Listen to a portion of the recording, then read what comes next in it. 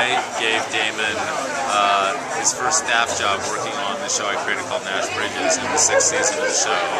And we stayed friends, and we would get together every few months and go to this Mexican restaurant in Studio City called Mexicali and hang out and get caught up.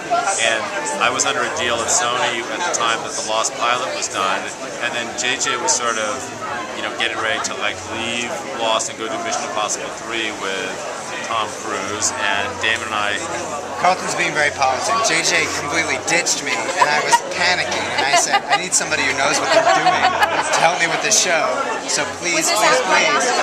It was around episode 4 or 5, and Carlton was actually sort of my consigliere from the moment of the pilot, and I was sending him the scripts and basically saying, I wish that there was something that I could rip off here, but we're in sort of uncharted ground. But we didn't really make it. He didn't officially come onto the show until around the 6th episode. But he was sending me the material, and I was getting, and the more I read it and talked to Damon, the more and more invested and excited I got about it. And then basically, it was one of those things where it was like, Damon said, is there any chance you could come do this show with me? And it was like, this is one of those leaps of passion.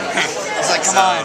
So I fortunately got out of my deal with Sony, and I went over there and did it. And it was cool because everyone thought the show was going to be 12 and out, and so for us it was like, we're just going to make the 12 coolest episodes of television possible, and if they go down in flames, it'll be remembered like Twin Peaks or whatever. But then lo and behold, here we are 6 years later.